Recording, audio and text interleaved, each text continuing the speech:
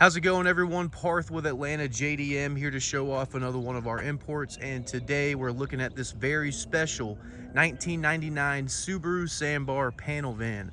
I've had a ton of requests for this vehicle and this video in particular. I apologize for the delay. I've just been out of town, and we're gonna dive right into it. This is kind of like a, I'm not gonna say a one of one type of thing.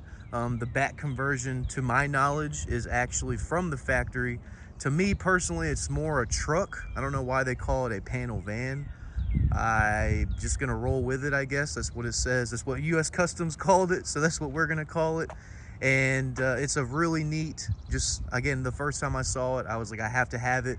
It is a Subaru Sambar. If you've noticed, the front is the newer model in '99. They did get a facelift. Still the same Clover 4-cylinder, 660cc engine. This one is front wheel drive, and it comes with very ice cold AC. Again, very ice cold AC from the factory. That's getting a little hard to find in K trucks that look like this from Japan. And again, we're gonna just go ahead and look at it. It's in very good condition for what it is. Very low mileage too. But I mean, I've just been driving it around town just to do it. Go to the store, do this, that, and the other.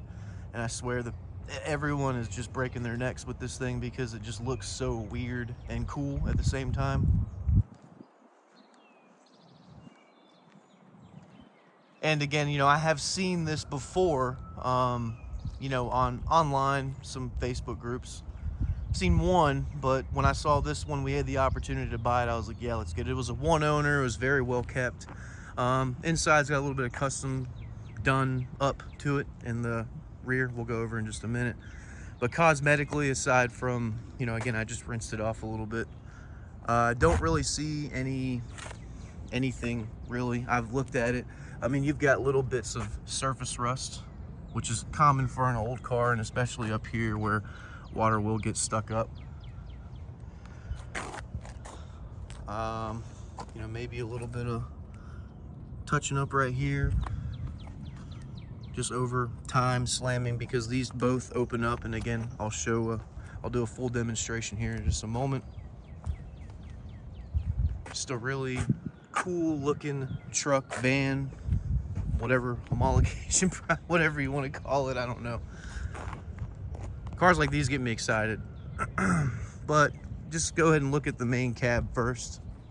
Actually, wait, if you want to get picky, there's a dent right there. So top doesn't have any paint peel or fade. It might be a little dirty because I'm not that tall to detail it, but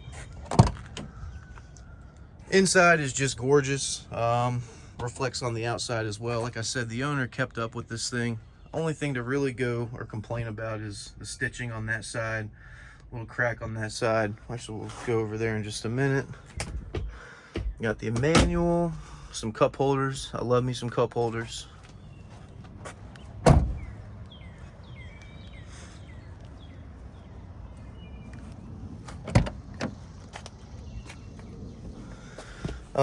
What was I coming over here? Oh yeah, just showing the seat a little closer. Again, driver's seats in Japan for K trucks and vans are usually the only ones that see a lot of play and some damage. Everything else is very nice though. No cracks, no adhesives, no holes in the dash for anything crazy. It is a 5-speed manual transmission. Again, like I said, this was front wheel drive, and it comes with very, very cold air conditioning. Can't stress that enough.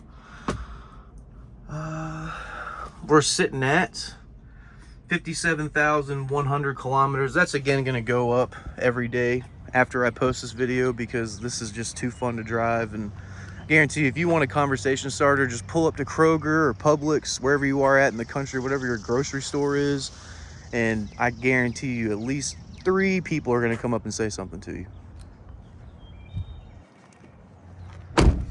So every K truck is basically the same in terms of drivability. Again, some people prefer other makes and models. I like Sambars and Actis. They're a little more reliable to me. I also like Daihatsus, but it's not very popular here. And because of the brand, people here are very familiar with it. When it comes to the drivability though, they're all about the same, and they have their little different quirks. Like I think Mitsubishis are all cab over, Hondas are mid-engine, Subarus are rear engine. So you should be able to work on the engine. Yeah, so what you'll do is you can put the key in right here, and this whole flap will come down, and again the whole engine is accessible from right there. So with a lift it's a little easier, but it is very easy to maintain and work on if you're a little car savvy. So we'll just go ahead and start from the back, I guess. So this does pop open. The shocks are strong, they do stay up, and then the bottom part opens from right here. Just a little, be gentle with that, going down. So again, just a ton of space in the back. The original owner put this laminate, which I think is really cool. He might have been doing some track days or something. These look like tires. I mean, you can see the Toyo logo embedded in the laminate. I was gonna change it, but to me it's one of those things where, God forbid, I get the wrong shade, and I'm just gonna leave it to the original owner, let them kind of customize it how they want, get the color they want. And again, like, just the wood paneling side doors just kill me, because I'm pretty sure that's just plastic. But I mean, it looks really cool in here. It's nice insulated. It's got some, you know, nice top fabric too to keep it insulated. Little drooping right here from the whatchamacallit, this thing, laminate. And I don't know what the guy was doing back here, but I kind of really wish I could go back in time and see what was going on back here, because it looks like he might have been operating some small business or something. So typically for Japanese cars, you know, a lot of step wagons and vans, not K-vans, but you know, you only have one door. This one has two doors, one on each side, and they do slide, no problem whatsoever. There's one.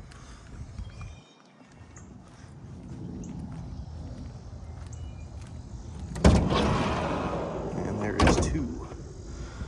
He must have had, like I said, something going on back here, small business, or he was just partying back here, I don't know. But he's got some electrical hookups. He's got switches for some AC, I think that's what it is, cigarette lighter charger, electronics. So he was definitely doing something. Actually, let's go on the side and see what's underneath this. It might just go straight to the battery. Yeah, so looks like this cord,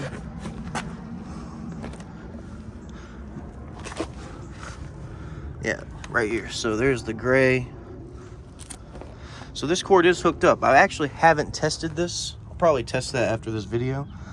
But he's got toggle switches for everything, on and off.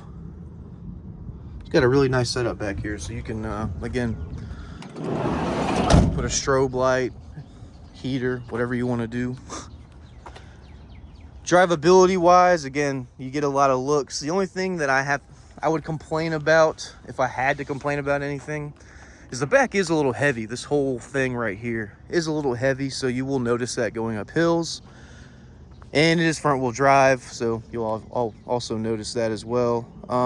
Turning left, so not at like left lights, just making general left turns. It's kind of a blind spot. Like, this is a big blind spot when you're trying to look over, you know, like if you're tall, seatbelt only extends so much, so you got to kind of like peer through this mirror and then peer through the rear mirror around that dead space. So it does take a second to get used to it, but that is just really the only thing I have to complain about when it comes to driving.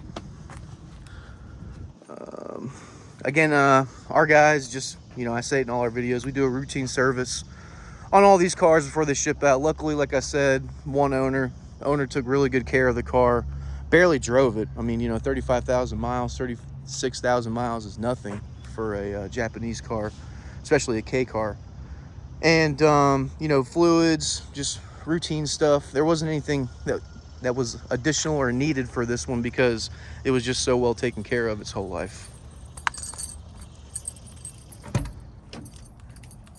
Goodness gracious, it's hot. Oh.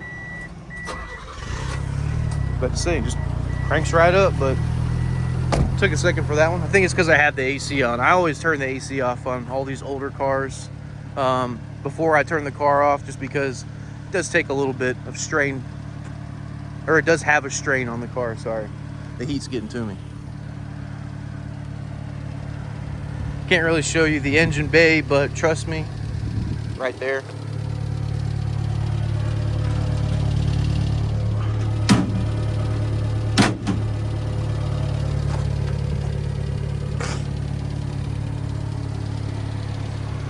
All in all, it's just a very unique, like, I haven't seen another one of these since I bought this one, so I'm glad that we were able to win it.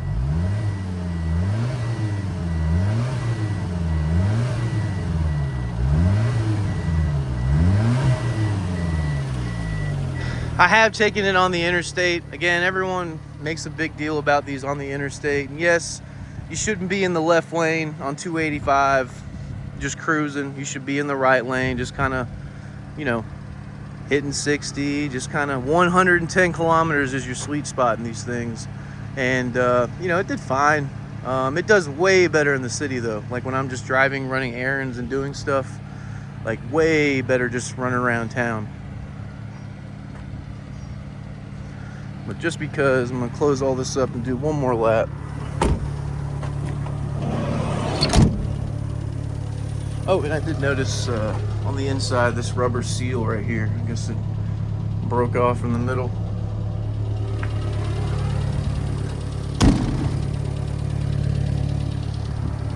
I did want to just see this because this just cracks me up. Oh, that's not even plastic, dude. That is just foam. Oh my goodness. That is funny. That is funny.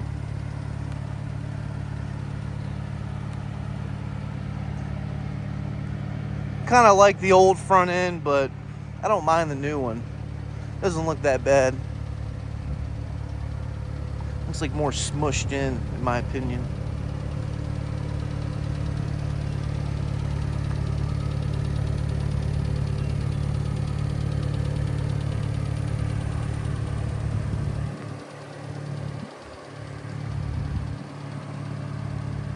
But this is available. It's not a custom order. It's not been reserved yet. But if you're interested, feel free to reach out. We'd love to organize some shipping to your doorstep, or pick you up from the airport for free if you want to drive it home. But in the meantime, we do appreciate you guys stopping by, checking out the video, and see y'all next time.